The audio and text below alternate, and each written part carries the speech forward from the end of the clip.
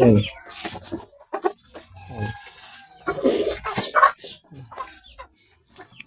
Lakas na kumain guys, no, kasi nasanay na sila, no, na ganito yung ginagawa. Calcium yun guys, no. Yan. Parang calcium yun sa kanila.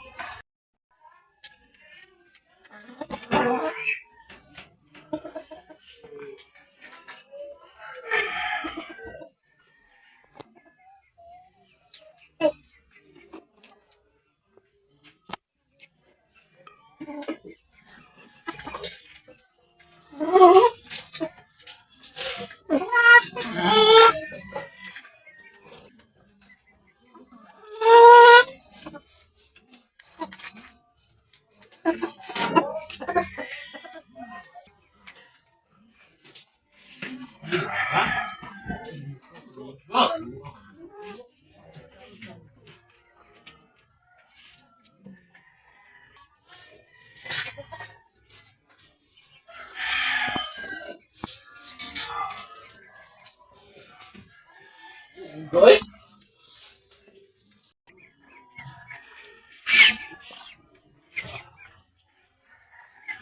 Ayap.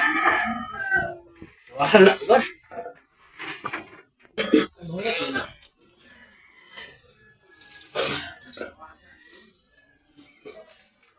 Udah itu berapa? Ay.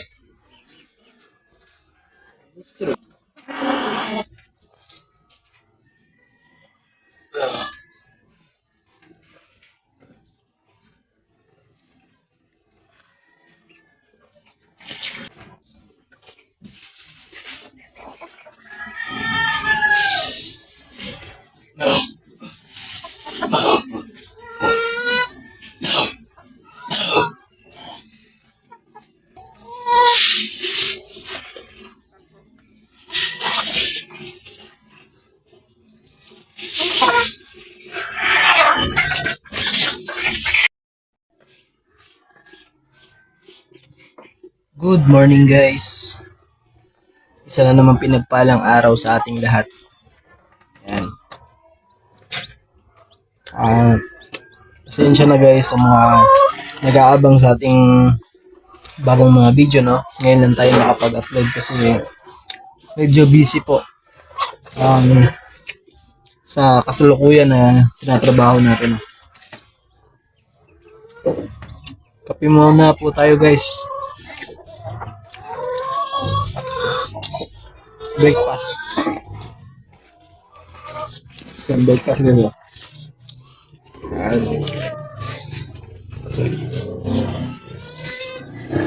Pandesal tsaka kape na may gatas. Yan. So, for today's video guys, tuturuan ko kayo para tumaas yung calcium ng inyong mga manok, no.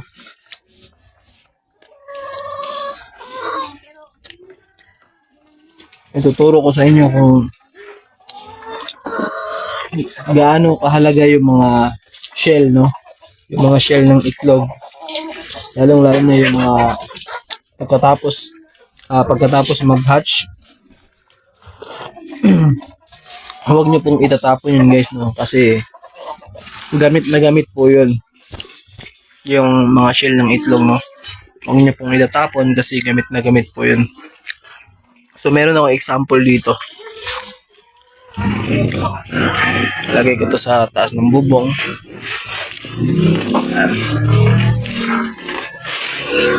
Ayan guys. Nakarami yan guys. Mga 40 pieces to, no. Yung mga ganito mga shell, no? Empty shell ng itlog kasi meron tayong mga bagong nag-hatch. Meron tayong mga bagong nag-hatch doon.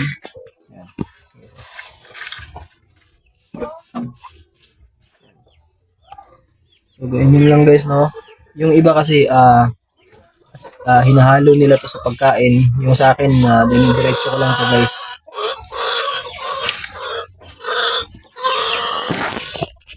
Ano guys, So, ganyanin mo lang yan.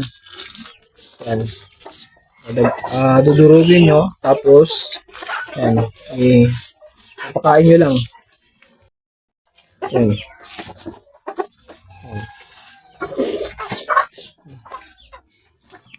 Lakas na kumain guys, no, kasi nasanay na sila, no, na ganito yung ginagawa. Calcium yun guys, no, yan. Parang calcium yun sa kanila. Ayan.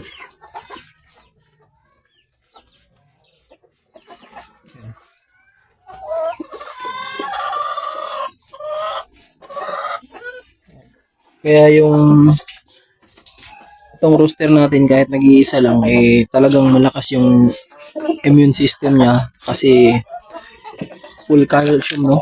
Ano nyo? Yan nyo guys. Yan ang pa lang pa. Pero ubos ka agad, no? Ano? Ano? Pinag-aagawa nila guys, no? Yan.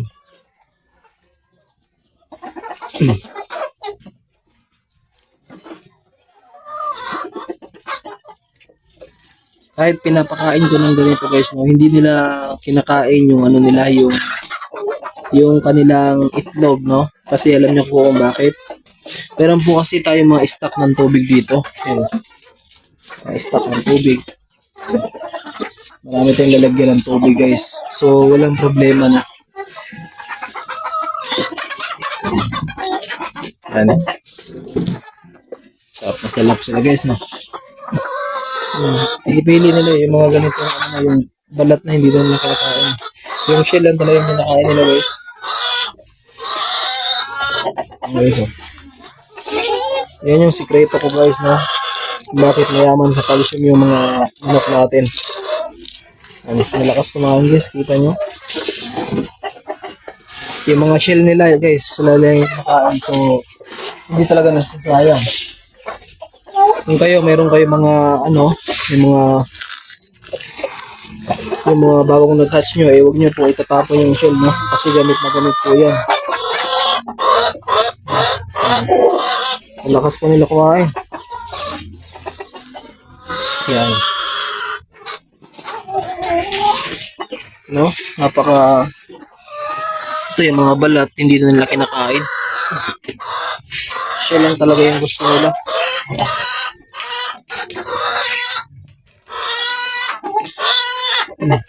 Check din natin dito kasi merong nag-hatch.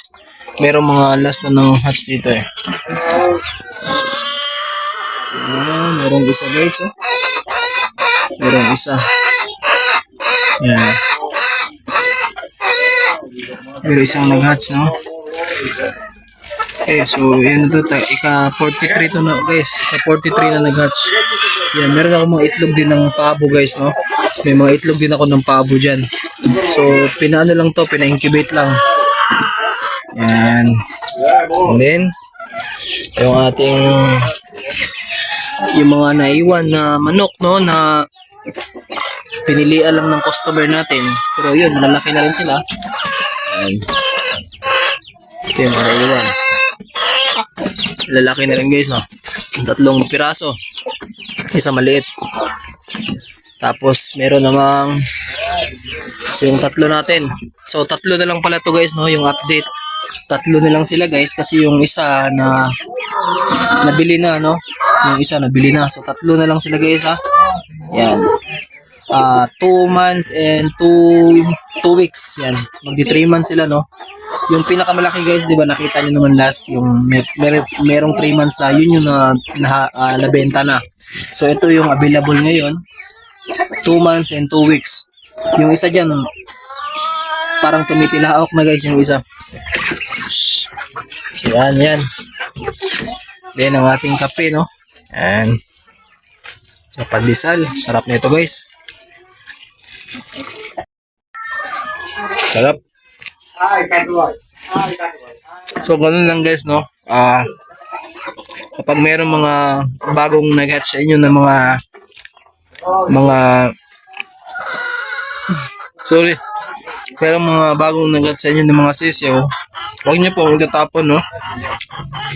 Sayang na sayang po yun. So, kailangan po nating taguan yun para ipakain sa kanila. Yan. Guys, no? Pakain sa kanila kasi pure on calcium yan, no? Sa iba guys, yung ginagawa nga nila yung ginagawa nila, inaano nila ng tawag dito, talagang dinudurog nila ng mabuti, tapos ginagawa nilang fertilizer sa halaman, no? So ang sa akin okay lang naman kahit i-direct lang natin, no? Pero yung iba hinahalo din nila sa pagkain, no? Yan, so sa atin wala naman, simple lang, effective lang. Dudurugin lang natin kagad kasi papakain sa kanila. So simple lang guys. Yan. Ano tayo nangingitab dito? Naglagay. Yan naman tayo nangingitlog. Yan. Kasi na.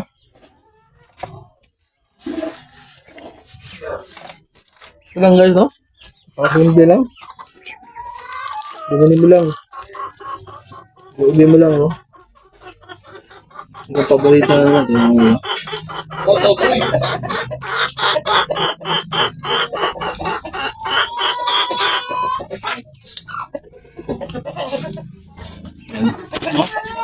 Sa mga gustong palakasin yung mga manok nila, gustong magka-calcium, so ganoon lang yung gawin nyo, no? Yung mga pinag-itlogan nila, wag nyo pong itatapon, no? Lalong-lalo na kung magbo-boil kayo ng itlog, maglalaga po kayo ng itlog. Yan, gamit na gamit po yan, no? Mayaman sa calcium, more on vitamins, di ba? So napakasimple lang po, no? Sana po meron kayong natutunan, no? Na ang paggamit ng mga pinag-itlogan, mga shell, talagang nakakatulong sa kanilang calcium. Especially sa mga ano din to, no? Mga halaman, talagang ano po, proven and tested na to. Na fertilizer, no? Pang paano rin, pang palakas ng immune system ng ugat sa mga halaman, no? Lalong-lalo na rin sa mga manok. More on calcium sa kanila. Kahit yung mga, tignan nyo po yung mga big farmer na, no? Ito po yung mga ina-advise nila, yung mga ganito, mga technique, no? Para mas maka-save kaysa sa bumili kayo ng pang-calcium na vitamins, ito DIY, no? Na alternative na galing sa kanila mismo ang mapapa-calcium sa kanila, no? So yun lang guys, no? Sana may natutunan guys sa video natin ngayon. And then ipapasilip ko rin sa inyo yung mga nag-hatch natin, no? Na mga piso, mga sisiw nandun sa loob, available na po yun, no? Sa mga gustong mag-avail dyan, kayo nang bahala. PM lang kayo kung malapit lang kayo dito sa area namin sa Dumaguete, no? Ako na mismo maghahatid sa inyo sa lugar, no? Basta dito lang sa area na to, no? Dumaguete City, no? Yan. So tingnan muna natin yung mga sisiyo din guys, no? Na mga bagong nag-hatch. Kasama yung nasa incubator, merong isang nag-hatch din. So yun yung kasabayan. Tignan muna natin guys, ha? So yun guys, yan yung mga bagong nag-hatch natin, no? Yan, 40 pieces yan sila guys. Yan, dami nila guys, oh. Yan. Ang dami guys, no? Yan. Yan yung mga bagong nuggets natin, no? Napakarami, guys. Yan. So, available na naman ang ating mga Rhode Island, guys, no? At saka Black Oyster Lurp, no? Meron din Black Oyster Lurp. Siguro 4 na piraso lang to. Yan. Tapos may isa doon na Black Oyster Lurp sa incubator, no? Bali 5 lahat sila. Ayan. Talagang halatang malulusog, guys. Napakarami, guys. Yan.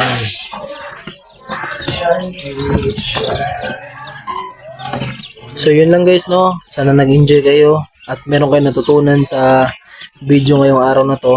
Maraming salamat, guys. Thank you for watching. Bye-bye.